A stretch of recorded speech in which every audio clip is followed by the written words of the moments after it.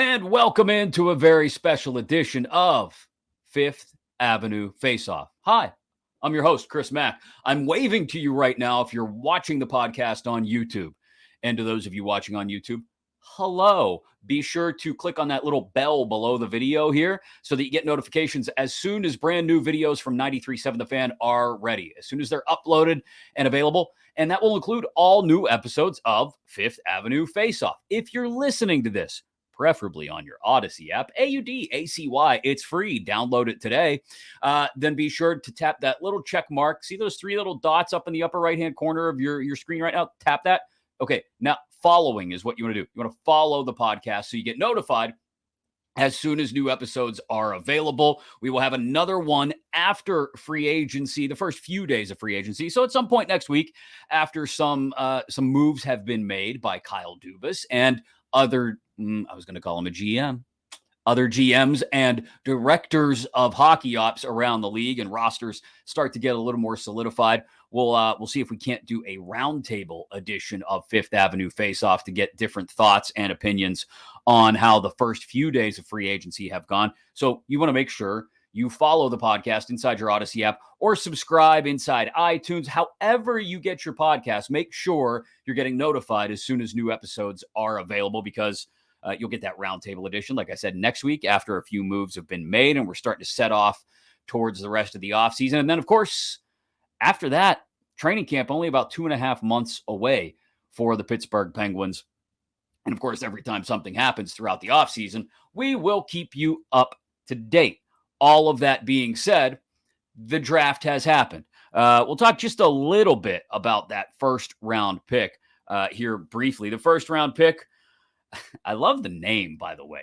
Braden, that's my son's name. Of course, my son does it without a Y. Jaeger. Oh, yes. I'm sure Yinzer hockey fans like myself won't instantly come up with a drink at the bar the minute this guy is in Pittsburgh scoring goals, hopefully, called the Jaeger. But they won't have to get very creative, right? It's the Jaeger bomb, right? Or signs will be made, or Strip District t-shirts. But he's not going to be here anytime soon. So that was a little bit frustrating, I think, from some of us who wanted to see Kyle Dubas do something more immediate with that 14th overall pick. He didn't. Maybe because there was just nothing else to do with it. Maybe there wasn't even an opportunity to trade back and get multiple second or third round picks. Maybe there was nobody willing to take the 14th overall pick for the purpose of also taking some salary off of his books. He's talked about not wanting to do buyouts, which we'll get to in a little bit, but maybe instead of a buyout, he could have traded that pick to offload some salary. No, I'm not coughing because it's an air quality action day in Pittsburgh. I'm coughing because I was referencing Mikael Granlund, or even Jeff Petrie, for that matter, as the Penguins have reportedly been shopping him as well. He's not one I think you just cast aside with a draft pick, though, to get him off the books. He's one maybe you can actually get something for, although that big $6 million plus cap hit may hamper Kyle Dubas' ability to do so there. I don't know. Maybe he could have dealt that 14th overall pick for a goaltender. Apparently not, though, as it sounds like Winnipeg might be asking for more than that for Connor Hellebuyck and not willing to retain any salary, and that is where we start our analysis of the Penguins offseason with free agency about to start. And that is the idea of clearing cap. We talked about Jeff Petrie. We talked about Mikael Granlund. Look, in a perfect world, they get both of those cap hits, I think, off of the books. Granlund under contract for 2 more years at $5 million apiece at the age of 31. And not really doing much for this team, at least not down the stretch he didn't. It's a bit of an albatross. A third or fourth line winger at $5 million a year. Yeah, you would definitely like to clear that. And just for reference sake, I want you guys to know that I keep it analog here to a certain extent on Fifth Avenue Faceoff. So if you're watching on YouTube, you can see right now the sheet with my little scribbled up depth chart on there. See that? Gensel, Crosby, Raquel. And then on the second line, I have the newly acquired Riley Smith and Malkin, obviously, and Rust. And then look at that third line. Nylander and Paling. I got a question mark next to him because he's a restricted free agent. Let me get and then I got a Granlund there. Eesh. And then on the fourth line, what? We've got Puustinen on the left. We've got O'Connor in the middle, maybe, and Legare on the right. Oh, my God. Yeah, we definitely got some work to do on those depth lines. We'll get to that in a minute. And we got Letang and POJ on the first line, maybe. I think that makes sense. Perfect for POJ to learn under Chris Letang's wing. And then we've got Pettersson and Petrie, who is a giant question mark because, again, with Petrie, this is a big cap. It's $6.25 million for each of the next 2 years at the age of 35. A modified no trade clause. He's got a 15-team no trade list. And then that final pairing, what? Ruda and who? Jan Ruda and Chad Ruedel? I'm okay with Ruedel as a seventh, but I don't know from there. Ruda may be another cap hit you look to clear.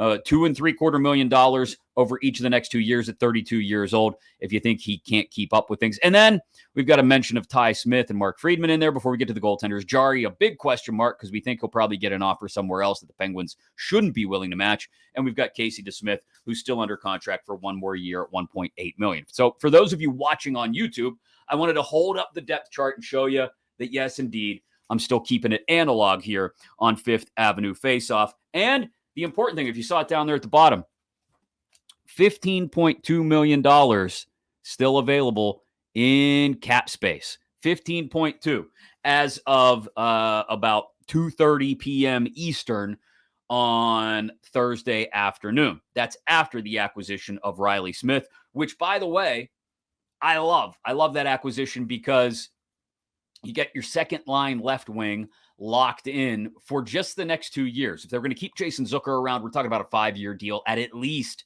$5 million a year, which, oh yeah, by the way, also happens to be Riley Smith's cap hit, $5 million a year, but just for the next 2 years. So the fact that he's a year older than Jason Zucker doesn't really worry me because he's proven to be much more durable than Jason Zucker. And that's why I feel confident that this team could get away with their top two lines being cemented in. When we talk about a splash, though, which we'll get to in a little bit, I do think there could be an addition to that mix. Again, we'll get to that in just a couple of minutes. The splash that may be possible. But clearing cap, in my opinion, is as easy as buying out Kyle Granlund. I'm willing to take the cap hit in the next few years in order to clear the space now. Petrie, I'd much rather trade and see if I can't get someone to take most of that cap hit off my hands.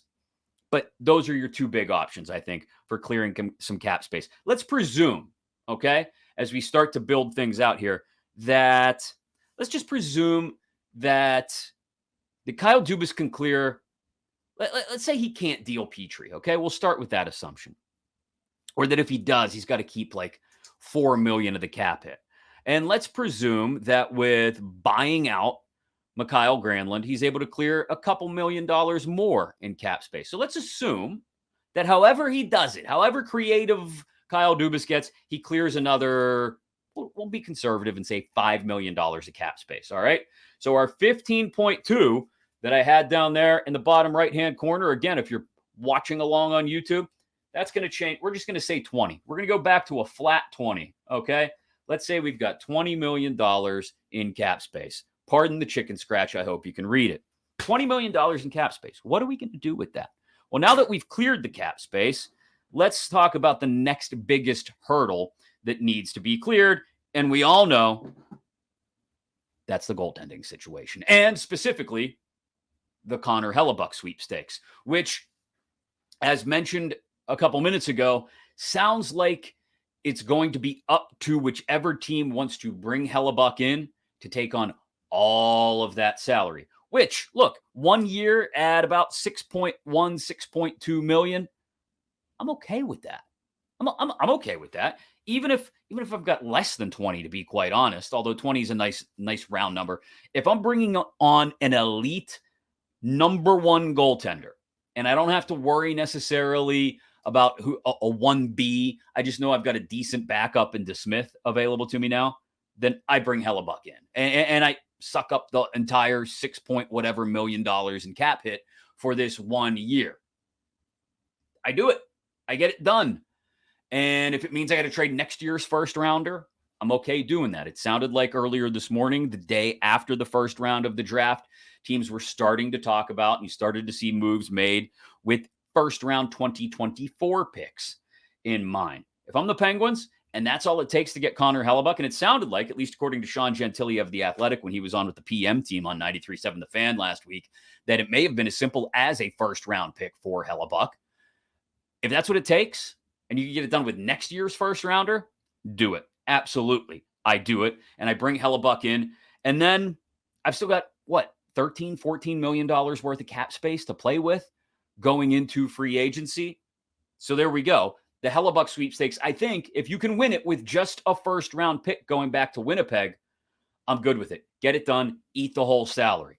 The question is, what if Winnipeg wants an NHL-level player in return? Because you don't have any prospects, let's be honest. You don't have a prospect I can't imagine that Winnipeg is interested in. Maybe a younger NHL-level player. Well, that's when we start to talk about, hey, would you take a depth piece like a Drew Connor or a Ryan Poehling? Restricted free agents, but you can deal those guys right now. I mean, it would hurt Sully, I think, to lose some of that foot speed from either one of those guys. But as a Penguins fan, if I can trade one of those guys in a first-round pick and get an elite-level goaltender back, I'd do it. Maybe that's not enough. Now, I believe, at least if I were the Winnipeg Jets, if I were Cheveldayoff, then I would want more than just a first-round pick. I'd want your first-round pick, and I'd want an established top six forward. Let's start with Jake Gensel. Oh, you're not willing to do that? Okay, fine then. Brian Rust. And even then, and you'll understand why I'd be willing to do this when we get to the splash in just a couple of minutes. Even then, I'd be willing to do it. I would be willing to win the Connor Hellebuyck sweepstakes by sending next year's first-round pick and Brian Rust to the Winnipeg Jets for Hellebuyck. Because that's also going to open up cap space for us, right? For the next 5 years, it's going to open up cap space. And we're clearing 31-year-old Brian Rust, who was somewhat underwhelming this past season, off the books. $5.1 million in cap space. It's almost a wash now in the acquisition of Hellebuyck at 6.1, 6.2. We're only adding $1 million in cap space in that swap, Rust and a first rounder for Hellebuyck. I'd do it all day, every day. But that's assuming they can pull it off. Let's assume they can't pull it off. Let's assume the Hellebuyck sweepstakes is won by somebody else. I'll be honest, there are teams out there who may have more cap space, who may have more of a willingness to send NHL top six or top pairing defenseman level talent to Winnipeg in return for Hellebuyck. If that's the case, who else is out there? And look, we talked about this list a lot. I've talked about it on this show. I've gone on Locked On Penguins with Hunter Hodes and talked about it on the Fan Morning Show, talked about it everywhere people want to talk about the Penguins. I want to ask, what's the goaltending fix? And here's the thing. If we start the conversation with bringing back Tristan Jarry on a 1 year, maybe 2 year deal at like $4.5 million a year, I think there needs to be a realistic expectation from us as people who watch and care for the Pittsburgh Penguins that that's not going to work. Somebody's going to give him more than that. If you go by all of the analytics, if you go by the projections, AFP analytics in particular, who I know the fourth period uses in the daily Faceoff, if you go by them, they're projecting Tristan Jarry at 4 years with an average annual value of $4.8 million. And you say, oh my God, what's he done for us? Who would give him that? Lots of teams. Lots of teams are in the goaltending market, and they look at him as a 1A, and perhaps even just a 1 with a decent 2 behind him. Maybe they believe that the injury concerns we've had here in Pittsburgh will be alleviated going forward. Maybe they don't believe in that hip issue being a chronic issue as it's been for him here in Pittsburgh, we've heard from some people. But if somebody gives Tristan Jarry 4 years at 4.8 per year, gone. Sayonara. We appreciate your services, Tristan Jarry, but we're going to have to look elsewhere. And that's when things really do start to get down to the nitty-gritty, and you wonder how fast Kyle Dubas is going to be able to move. Because Tristan Jarry, in my belief anyway, once Connor Hellebuyck lands somewhere, I didn't bring up John Gibson. And let me tell you why. He's probably the second domino to fall in the goaltending market. I don't think John Gibson and the Penguins are a match. I just don't. Because I think there are questions from management side about him not being able to produce better than his backups did the last couple of years in Anaheim. I think from John Gibson's side, it's a question of, am I really going to be a part of a contender on a long-term deal, or is it 1 or 2 years of trying to contend, maybe missing the playoffs? Maybe I'm looked at as a bit of a scapegoat in that situation, and then we're rebuilding, and I'm right back where I was in Anaheim on a rebuilding roster at an advancing age, and I'm getting blamed for everything. So I don't think that's a marriage that makes a ton of sense, actually, John Gibson and the Pittsburgh Penguins. So let's remove Gibson from the Penguins equation anyway, right? So let's say they can't land Hellebuyck. Let's say whoever was trying to land Hellebuyck goes down the John Gibson path, and now the Penguins are pretty much next in line, and they're trying to figure out, well, is it Tristan Jarry? No, Jarry wants close to $5 million a year for at least 4 years. Sorry, we're not in on that, Tristan. Now the teams that have been looking for 1 or 1A goalies, a lot of them are out of the mix. They've acquired Hellebuyck. They've acquired Gibson. They've acquired Jarry. And the Penguins are going to have to move quickly, very quickly. All of this, I think, could go down in the first 24 to 48 hours. So Saturday and Sunday of free agency weekend, July 1st and 2nd. And this is where we get to the list of guys that I've talked about ad nauseum over the last 2 months, 2.5 months. It starts with a guy I've talked about a lot as someone I like as a 1A to a strong 1B, and that's Joonas Korpisalo, projected to land 2 years at $2.6 million apiece, again, by AFP Analytics.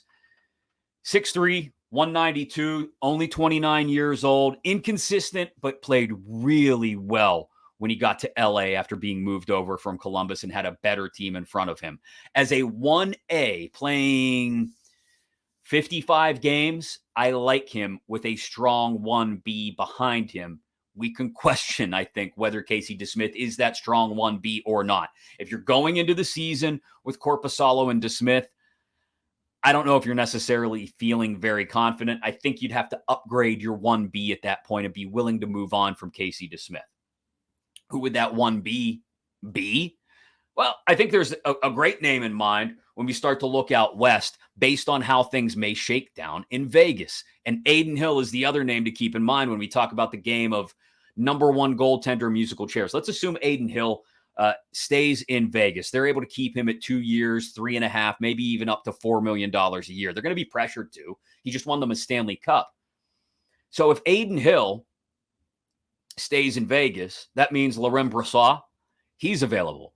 Brasa projected to get just $1.5 million on a 1-year deal. He's very similar. I've said this before to Tristan Jarry in that injury concerns, in particular, most recently this season, precluded him from finishing the playoffs for Vegas.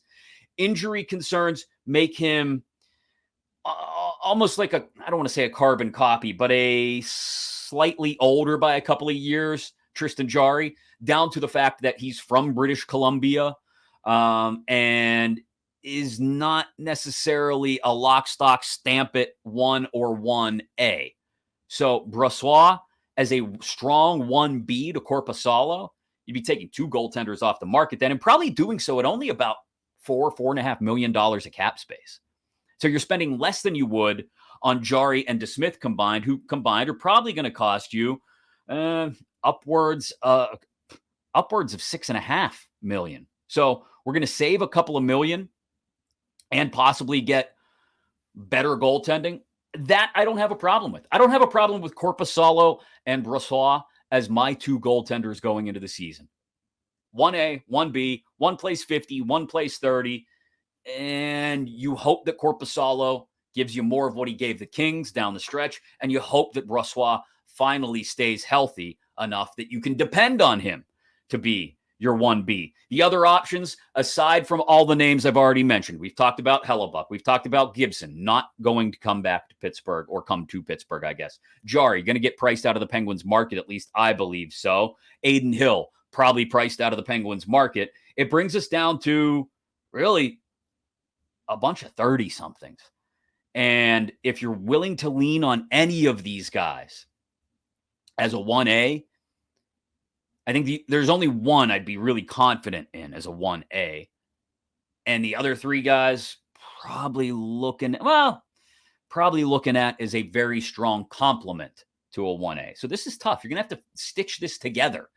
And you're going to have to do it on the fly because, again, if you don't win the Hellebuyck sweepstakes, Hellebuyck, Gibson, if the Flyers aren't willing to deal Carter Hart in the division, who I have not mentioned yet to this point, and then all of a sudden Jarry's off the market as well, Hill's off the market, you got to start Velcroing pieces together to get yourself to 82 games in net. If it's not Korpisalo and Brasa, which I would prefer, then it's a bunch of old guys. 35-year-old Semyon Varlamov, projected to get $2.75 million each for the next 2 years. He should probably handle the puck less than he does, but still a 1A when he's playing consistently well. So Varlamov and Brasa, or Varlamov and DeSmith, maybe. Freddie Anderson definitely fits that mold as well. A couple years younger than Varlamov. Played really well when healthy this year for Carolina. Older, bigger, I think a Jarry replacement as well as Varlamov, an older Jarry replacement as well as Varlamov. Freddie Anderson could be that, and then you don't have to worry about dealing with Casey DeSmith. Anderson, a little more expensive, probably for a year, for 2 years. Again, now we're up around $6 million on goaltending, but still less expensive than Tristan Jarry, most likely, and less term than Tristan Jarry as well. If all of these guys who I've mentioned are now flying off the market and Kyle Dubas is left scrambling, the only other options I see out there that I'd be okay with, and again, this is assuming Hellebuyck, Gibson, Hart, Jarry, Hill, all gone off the market or otherwise unavailable, as well as Varlamov and Anderson. We're down now to Antti Raanta and Cam Talbot. Oof. Okay. Very strong 1B Talbot, in my opinion, but I'm not comfortable going into the season with Talbot and Jarry. I'm holding my breath at the very least with those two as my tandem. Talbot only going to cost you probably $2.5 million on a 1-year deal, though. 35 years old, solid, but can you trust him? And Antti Raanta, can you trust him to remain healthy? Excellent 1B, I would think. Excellent backup if he could stay healthy. But again, we're talking about remaining healthy and dependable. And can you rely on Raanta for that? You comfortable going into the season with Raanta and DeSmith? I'm not. So all of a sudden, we're up against it. That's why I think this has to be a priority in the first 24 hours of free agency, if not before free agency. And who knows, maybe it's already been taken care of before you hear the sound of my voice. And I just spent 15 minutes talking about goaltenders, and you just fast forwarded right through it. If so, hi, welcome to Fifth Avenue Faceoff. We're through the goaltending portion of today's conversation because, well, the Penguins already did something. But if they didn't do something, then that was a valuable 15 minutes we just spent on that discussion, because things get thin real quick when you get past the big recognizable names. And we're on now to, well, now that we've hopefully figured out goaltending, the splash. What's the splash? What could the splash be? There's one name out there that I think the splash could be on the free agent market. We'll get to trades towards the end here. But on the free agent market, since that's our focus here today, splash is not a Toronto guy, not a gritty guy, not a guy with size. It's a guy who's got a little bit of all of it, maybe, other than the Toronto thing. It's Tyler Bertuzzi. Now, we're talking length of term here. And does Dubas want to commit to anybody for 5 or 6 years on this year's free agent market? I think if there's a guy you would do it for, I'd be okay doing it for, it would be Tyler Bertuzzi. If you tell me you can get him at 5 and 5 years, $5 million per year, I'd jump all over it. Now, the projections say it's going to be more like 6 years and 5.25 average annual value. But this is a guy that's tough. He's pesky. I know he didn't produce down the stretch and into the playoffs for Boston. But who did? Okay? Tough, pesky, persistent, the kind of forechecker that Mike Sullivan absolutely loves, has skill. Not small. 6'1", 200 pounds. Plays thick, plays tough, especially in front of the net. Could play a top 6 wing. And Bertuzzi, in my opinion then, gives you the capability of moving Riley Smith around. gives you the capability of moving Smith down to a third line. Or if Bertuzzi slumps, he's on the third line. And those are guys that can carry a third line. Granted, from the wing, but they can carry a third line from the wing. And so Bertuzzi for me is the splash, the Nestea plunge into the pool where Dubas says, okay, man, I wasn't able to figure out goaltending here in the first 18 to 24 hours of free agency. I got to get moving in a different direction to figure out how am I going to build this thing. And Bertuzzi, to me, is worth the squeeze. It's worth the extra year of term if you have to give him 6 years. And if you have to give him 5.25 or even 5.5, I do it. Now, you're saying, Chris, do we need the splash if we go out and get Hellebuyck? I don't think so. If we go out and somehow, for some reason, the Flyers are willing to deal Carter Hart within the division, no, I don't think you need to. If we're able to keep Jarry around on a short-term 1 or 2 year deal at less than $5 million per year, do we need the splash? That's my break point. Yes, for keeping Jarry around, I still think we need to go out and get some splash to help the production up front and deepen this lineup. So that's where the cutoff is. No Hellebuyck, no Hart, then I need splash. I need Bertuzzi. I need to go out and make that happen. Now, from there, if he's not the splash, there is still splash available. But keep in mind, if I'm in Dubas's shoes, if I'm in Spezza's shoes, I'm not looking for anything over the age of 30 when I look at splash. Bertuzzi's 28. That's starting to push it for me. But there are guys out there who could provide splash, but they're north of 30. And this is the don't call me old, I'm just experienced list. This is they're all names. They're all names you recognize, but they're names you go, oh, wait. Do I like this guy just because of the name, or do I like him because he can actually provide me with something? And these are the names that, again, if you can't land Hellebuyck, if the Flyers aren't willing to deal Carter Hart in the division, and those are really the only two options. If those have fallen by the wayside and you're left going back to Jarry on a short-term deal, which I don't think will happen, or somehow patchworking together your goaltending position otherwise, this is where I go. And I do consider some splash here, even at an advanced age. I'll start with the oldest GOAT of the bunch. No, I don't mean greatest of all time. I mean old in that he's like a billy goat. He stands up there on the mountain and just punches people with the hooves off the top of the cliff, and they go backwards. It's officially the first goat noise we've ever done here on Fifth Avenue Faceoff. The oldest of the bunch, Eric Staal.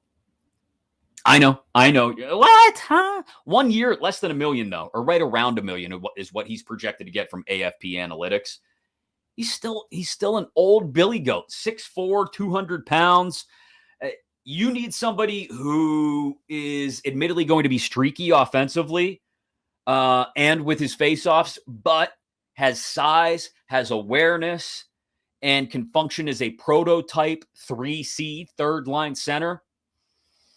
This, I think, is the guy. Everybody's going to be up in arms. Oh, my God, here we go. It's Jeff Carter all over again. But no, because if you can get Staal on a 1 year deal at less than $1 million, there's so much less risk than anything you were risking when you acquired Jeff Carter a couple years ago.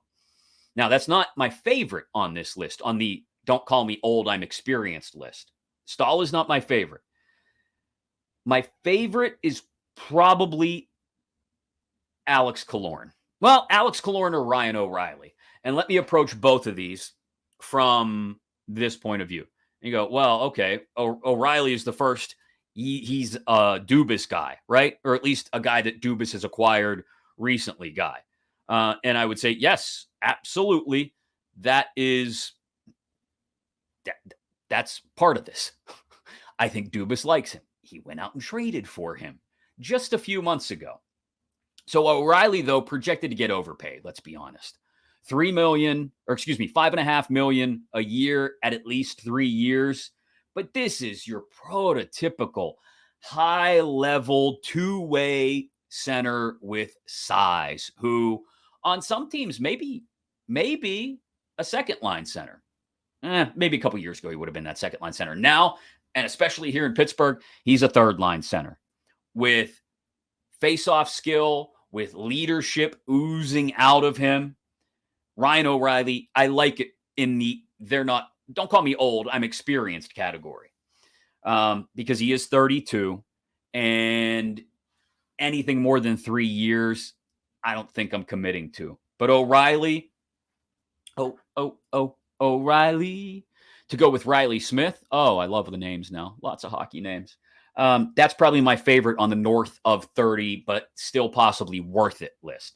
That cap hit, though, 5.5, is a lot to swallow and probably out of your range if you've somehow landed Hellebuyck, right? So that's something to keep in mind. As we work our way down this list, I mentioned Killorn. Killorn is 33, probably looking, according to the projections, at a 4-year deal at 5.25, 5.5 per year.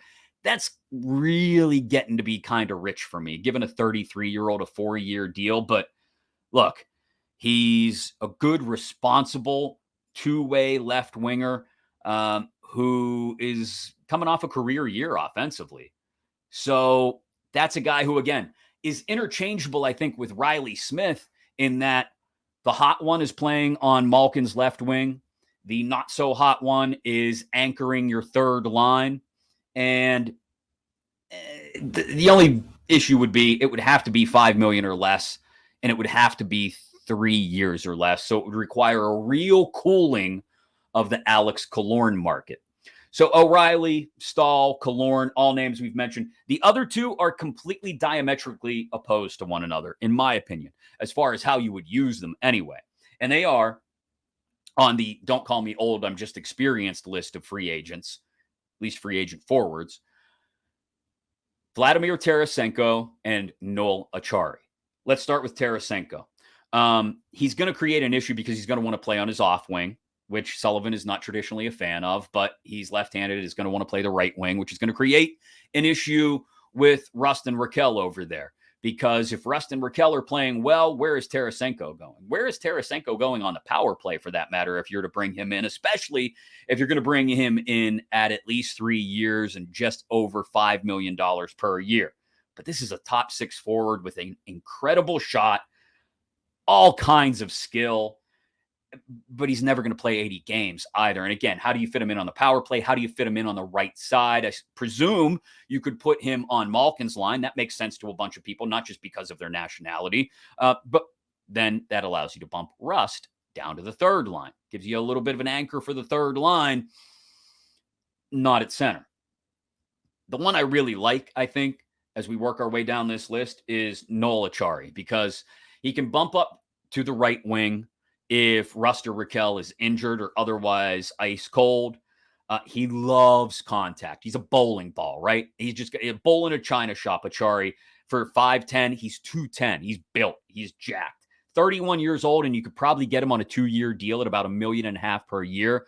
I like him as okay, I can't get another third line center out there. Actually, I probably like him as my primary third line center target, above and beyond O'Reilly, above and beyond a fallback option of Eric Staal, because O'Reilly, like I said, is going to ask for too much money and probably a little too much term.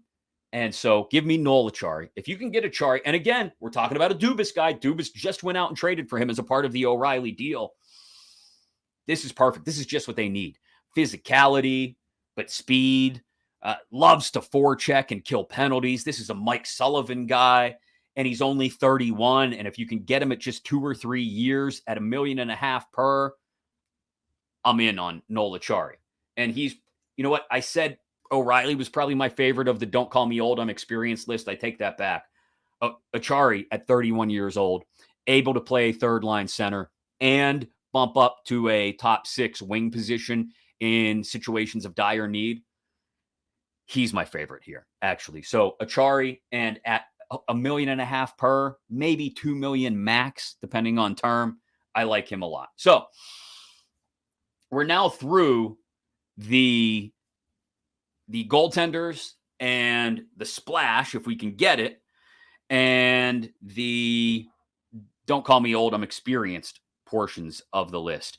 This is where things get interesting. This is where we can't make the splash, but we've got to, like Cody Sable, the artist, we've got to throw something at the canvas and make some sort of move. So the splatter, it's not a splash, it's a splatter. And there are a ton of names on this list. Again, I consider Bertuzzi the splash, and all of these names the splatter, okay? And I'm going to throw a handful of names at you. And I'll make an argument for each while I take a sip of water here. And they've all got different reasons why I think they would make sense. A couple of them because they're coming from Toronto, and I think Dubas and Spezza may want to bring them in here because they make sense. One of them because he's familiar with Pittsburgh and the guys in the room, and I think makes sense. One, because he's just a tenacious forechecker. And the final one, because he's just the classic word, the classic hockey cliche, jam. He's got it, okay? And his dad may like this move.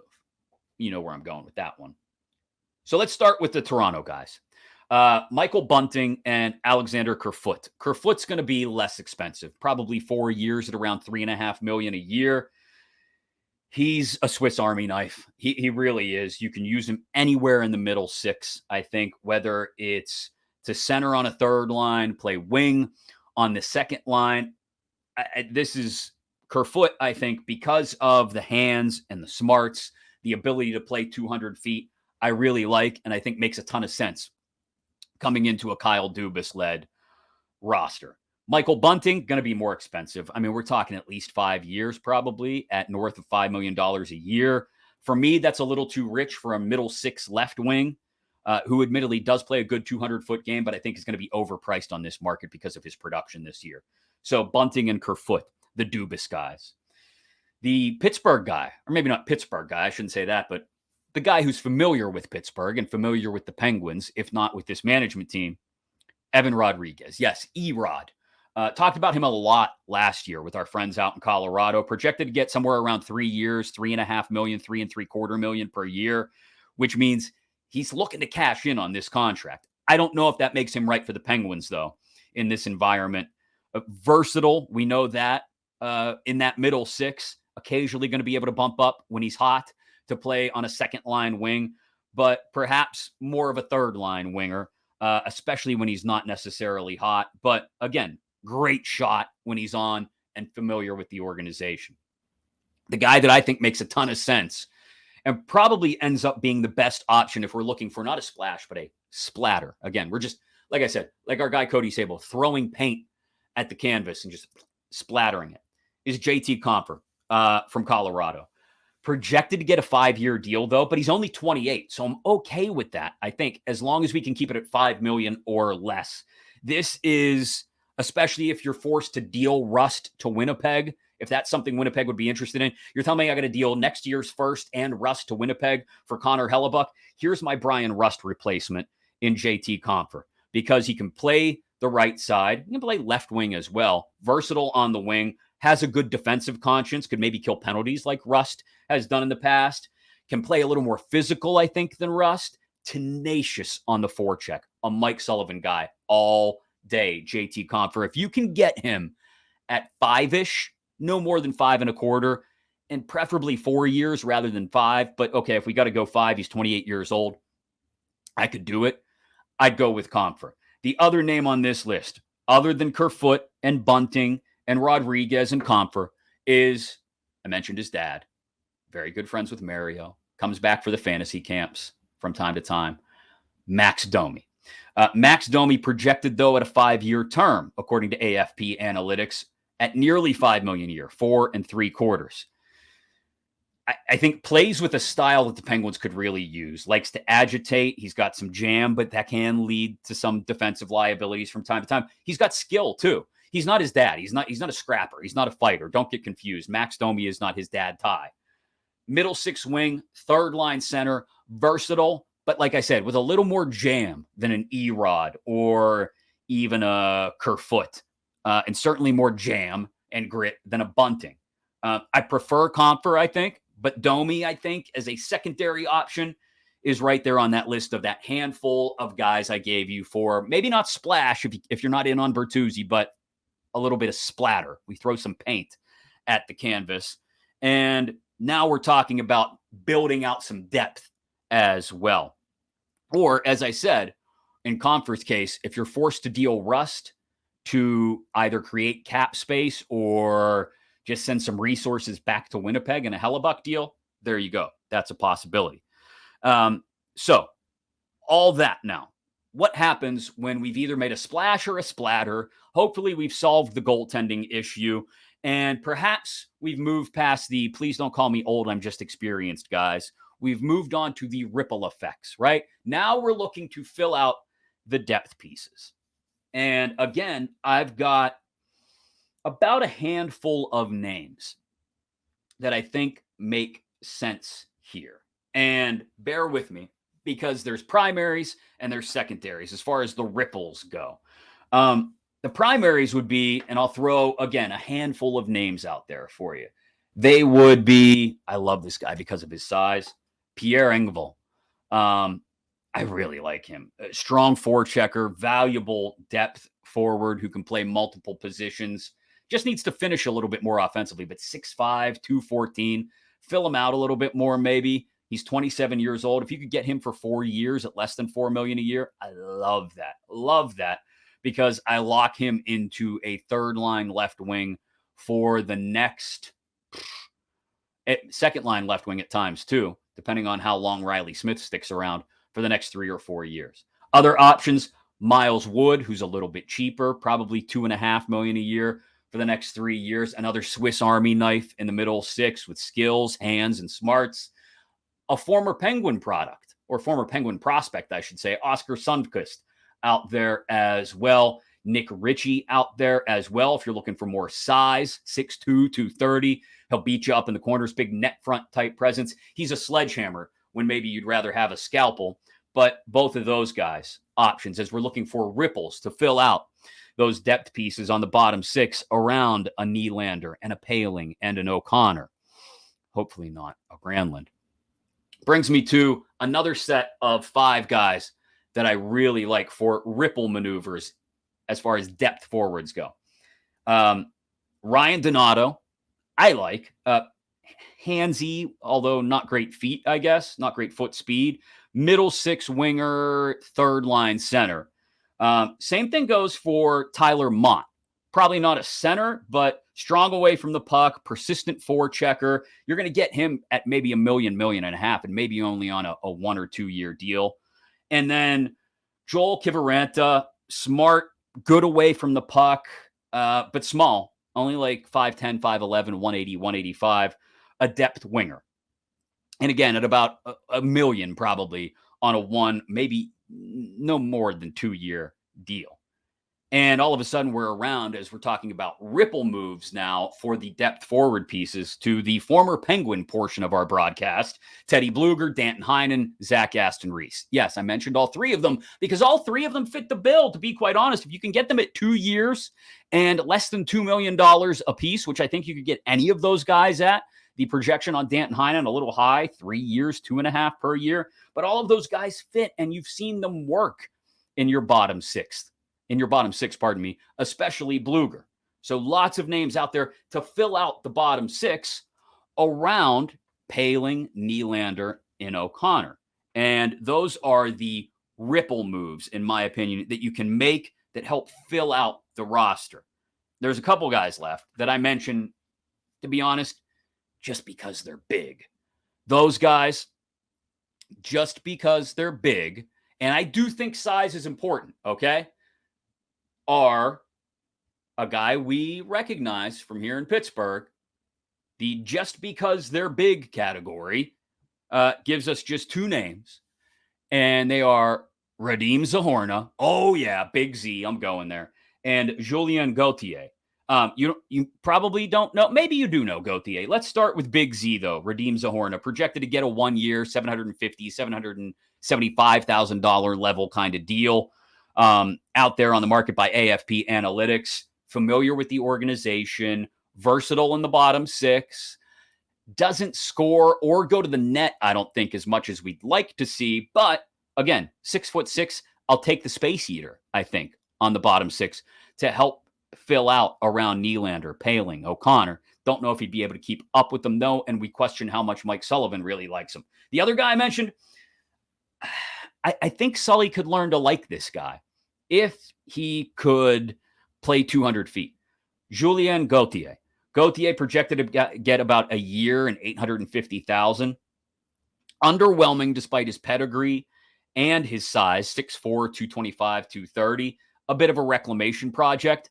But if you get past all those other names I've mentioned and you're still searching for someone to help fill out the fourth line, you could do worse than Gauthier, and his offensive skills may bubble to the surface. Those guys, Zahorna and Gauthier, I mentioned, just because I really believe in size on this free agent market in this offseason, even though Mike Sullivan says it's not necessarily that important to him. I mention it because I do believe you need to value it this offseason. And, well, just because they're big. Which brings us around to, wait. We didn't talk about defensemen. Let me get another drink of water because this is something we have to have a talk about, the defensemen. Now, whether you believe it should be Pierre-Olivier Joseph playing with and learning under the wing of Chris Letang, or you believe it should be Marcus Pettersson giving Letang a more steady defensive presence on the other side of the ice, and POJ plays with whoever your second right-handed defenseman is. If it's Jeff Petrie, okay, we haven't cleared the cap space. If it is Petrie, all right. Those are your top four: POJ, Pettersson, Letang, and maybe Petrie. It leaves you with at least one left-handed hole, assuming you're not keeping Ruda around. Maybe you are.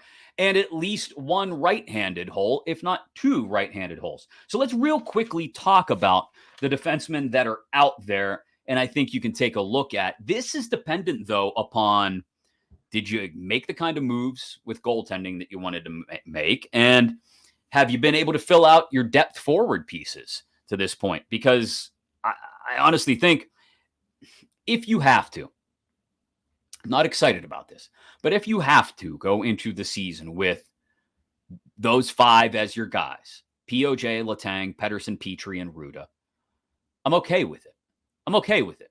If you're giving Ruda limited minutes, if you're putting Pettersson out there with Petrie and maybe telling Petrie to skate with the puck a little bit more and Pettersson will cover his ass, and POJ is learning from Letang, or vice versa, POJ is learning from Petrie and you tell Petrie to be a little more conservative, and Pettersson is providing a strong defensive complement to Letang when he wants to gamble and skate a little bit, I'm okay with that. But you're going to have to find somebody that can move then to skate with Jan Ruda, somebody on the right side, preferably.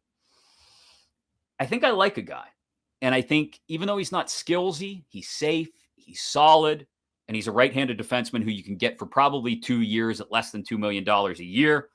He's Connor Clifton.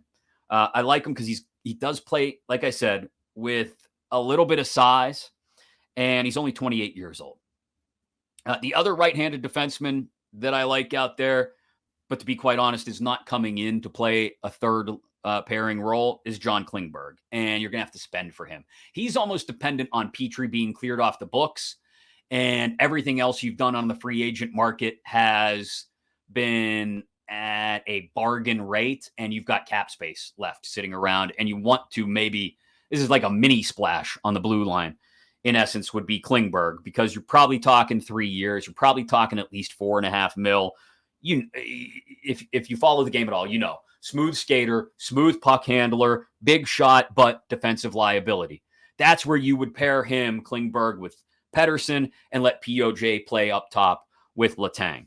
Now you're still then shopping for another right-handed defenseman, or perhaps talking about playing with Ruedel with Ruda. I'm not excited about that. Bringing up Friedman and playing him on what is his offside, but is a natural side, the right side. I like Friedman a lot, but he and Ruda together is just asking for penalty minutes. It's asking for shorthanded situations. But the only other defenseman out there, and this is where we talk about clearing Ruda's cap space out and who do we want? Or they're just not sold on POJ and they're going to play him as a third pairing defenseman.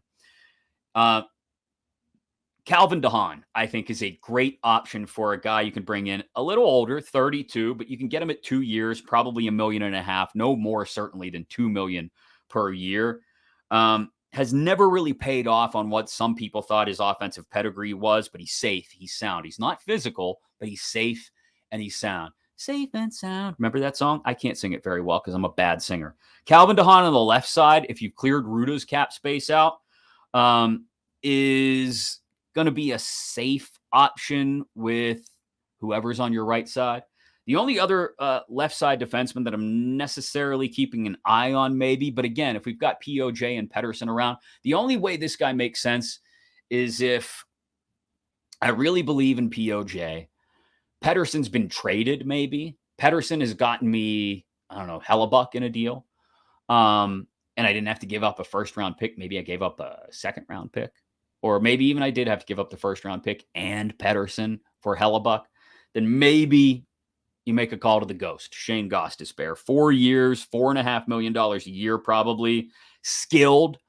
But now you're really talking about a lack of physicality on this blue line, which has been a problem for a while. And I would question Gostisbehere and Petrie together. Gostisbehere and Letang together. I'm really questioning. But it's a name out there that I like. It's probably just going to be an overpayment. And again, we're talking about a situation where maybe you've had to deal Pettersson to bring in a Hellebuyck. Maybe everything else you've done on the market has been at less than you expected to spend. And you take a look around and you go, oh, wait, okay, we can make this move. And Gostisbehere can be brought in and he can play with Letang and POJ can play with Petrie, or POJ can learn under Letang's win and maybe Gostisbehere plays with Petrie. Again, not talking moves that I'm necessarily in love with. These are just moves I could see happening. So, defenseman we've talked about, and we're left with what about a trade? Now, let's keep this in mind. It is 3:20 p.m. Eastern on Thursday, June 29th. Some of these guys may have been traded by the time you read this. They may have been traded for by the Penguins. Who knows? But if we get to the what about a trade portion of the conversation, which is where we're at, here are some names to keep an eye on that I like anyway. Oh, wait, hold on. No. Intrepid producer Greg Finley. Back it up to what about a defenseman if we're able to do that. I can't believe I forgot this name. Travis Hamonic. This actually would be perfect even if you're not able to clear. Well, I think you'd have to clear Petrie's cap space out and his minutes, or you'd have to be willing to way overpay a third pairing defenseman and slide Petrie down. Hamonic, I think, or play Hamonic as a third pairing defenseman. Probably get him at 2 years at 2.5, no more than $3 million. I really like him. He's got size. He's gritty. Classic Yinzerdom, blue collar, tough, defensive first guy who will kill penalties. The wear and tear worries you that he can play 80 games, but I really like Hamonic. If you could have Pettersson, Letang, right? Bring in Hamonic, play him with POJ, and you're limiting POJ's minutes a little bit because maybe you still don't believe in him somehow. I don't know. And then Ruda and Petrie, I like that. I like that a lot. So that was my final, wait, I've got a defenseman on the mind item. Okay, trades now. I'm going to mention all of these, like I said, with a big grain of salt because I don't know when you're going to listen to this and if some of these guys have been traded already or not. Alex DeBrincat is the one that everybody keeps talking about from Ottawa. I don't think that's a guy the Penguins can fit under the cap, whether it's for 1 year, whether it's for 5 years, whether it's for 10 years. He's going to be asking for way too much on an extension, and he's just not big, I'll be honest. I know a lot of people like DeBrincat. I'm not necessarily a fan of DeBrincat. Here's somebody who I am a fan of, particularly if you're looking to move Ruda's cap hit out, Noah Hanifin. He's only signed for one more year at just under $5 million. Big, strong, getting bigger and stronger, good skater. I saw Jesse Marshall mention him the other day. Needs to get meaner, I think, and better away from the puck, but I love the idea of bringing Hanifin in if you clear out Ruda's cap hit. Another guy I like for experienced right-handed defenseman to play maybe alongside POJ or on a third pairing with Ruda is Brett Pesce. 1 year, $4 million left on his cap hit. Big dude, 6'3", over 200 pounds. You want a third pairing that goes out there and really roughs up the opposition? Yeah, Pesce, big. I shouldn't say roughs up the opposition. He's not necessarily physical. He would leave that to Ruda, I think. But he's only 28 and experienced and still effective. I think a Dumoulin replacement, but on the other side, right? Let's see, who else? Oh, I know who else I like on the blue line, especially trade-wise. If you're talking about a younger Brian Dumoulin, in the making, perhaps, a depth right-handed defenseman without much offense, but solid defensively, and you could pair him with Ruda now and maybe Pettersson later and maybe even POJ down the line. He's only 25 years old. Andrew Peeke, he's signed for 3 more years with Columbus at almost $3 million a year.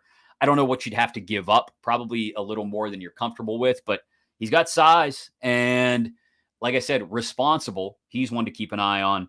And then 2 forwards to keep an eye on that I really like. One, I'm not sure if he's necessarily available or not, but I like the idea of it if he is. Anthony Duclair. His name has been thrown out there with 1 year left on his deal at $3 million on a cap hit. Fast, nice shot, solid setup man as well. Really good hands, a top 6 left wing. So if you're looking for him and Smith, perhaps to sort of jockey back and forth for the Malkin left wing spot, I would have no problem going out and getting Anthony Duclair. Again, don't know what you would have to give up to get him, though. And then one final name, because we don't know what's going on in Calgary, and they may be tearing things to shreds there. He's got 1 year left at almost $4.9 million, so you'd have to juggle some cap space around here maybe, but he is a prototype third-line center anywhere in the league, especially in Pittsburgh. 20-goal guy, two-way defensive-minded guy who can kill penalties as well. Elias Lindholm. I don't know if he's available, but if he is, the Pens should be making a call, and Kyle Dubas should be all over it. Some names to keep in mind if we're talking trades. But again, who knows when you're listening to this and how many of these guys may have already been traded, or who knows, maybe signed extensions with their current teams. Who knows? So there we go. I think in a perfect world, what does it look like for me? Let me just take my depth chart out here. I'm securing Hellebuyck. I'll be honest. I'm doing it. And if it means I've got to deal Brian Rust, then so be it. Yes, I'm scratching Rust off of my depth chart here. I just scratched him off, and I put Hellebuck's name in there at goalie. But you know what? We've only added about $1 million of cap space there. So let's say we've cleared Petrie and Granlund off. We've cleared both of them off the books. Maybe Petrie in a trade, okay? Maybe Petrie was sent to Winnipeg with Rust. There we go. Okay, so now we've really cleared some cap space off, and we bought out Granlund. So we're right around, you know what? We're basically right back where we started, right? So we started at 15.2. We swapped Rust and we swapped Petrie and Hellebuyck, right? Those cap hits. And we cleared Rust out. We got to eat a little bit of Granlund. But okay, you know what? We're even right back where we started the offseason, right around 20 mil. See, right there? I got a 20 right there. 20. So we're at 20 mil. We need 2 defensemen, and we need at least 3 forwards. In that case, I'm making the splash for Bertuzzi. I'm doing it. I'm going out and getting Bert. And you know what? I'm giving him 5 years and $5.5 million apiece. All right, I'm down to 14.5 now, kids. I need another forward. You know where I'm going now? I'm going with my Noel Acciari piece. Yep, I'm going for Acciari. I'm giving him 1.5. I'm down to 13. I've got a Jarry now at third line center. I'm able to move Poehling down to the fourth line. I'm able to move O'Connor to the wing. I like that. Okay, I need at least one more depth wing, and I got to find some defensemen too. You know what? Let's go back around to let's do it. Let's get Connor Clifton in here to play next to Ruda. I like that. That's going to cost us, 1.75. Okay, so let's say we're down to 11. We've got Clifton playing next to Ruda. We still need another defenseman. Here's what we're in on Hamonic too. We're bringing in Hamonic, and we're going to overpay him a little bit so that we can get him on 2 years. We're going to pay Hamonic $3 million. We're down to $8 million now. We've got Hamonic playing with Pettersson. We've got Clifton playing with Ruda. POJ with Letang.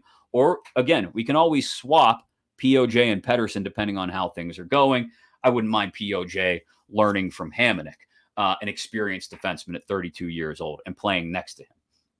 I've still got to fix my forwards, though, and I've only got $8 million left to do it with. That's okay. I like that number. Let's go back around. You know what I'm going to do? I'm going in on JT Compher. I'm going to do it. We're building a roster together. I've got to give him a longer. No, he wants too much term. I just heard from Compher. He wants like 5 years and 5.5. So I'm not going to do it. I'm in on Max Domi. And I'm going to give him 5 years at 4.75.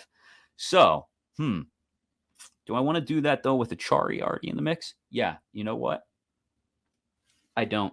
I want a wing. I want more of a wing. Give me Alexander Kerfoot. Thank you very much. We're going to put Kerfoot out there on the third line. Nylander is going to move down to the fourth line. Okay, I've got Kerfoot on the left side. I've got a Jarry in the middle. I've got maybe O'Connor on the right side. Okay, I've got Poehling on the fourth line now with Nylander. Okay, I like that. I need one more piece. Maybe it's Puustinen up from Wilkes-Barre. Maybe he secures a spot.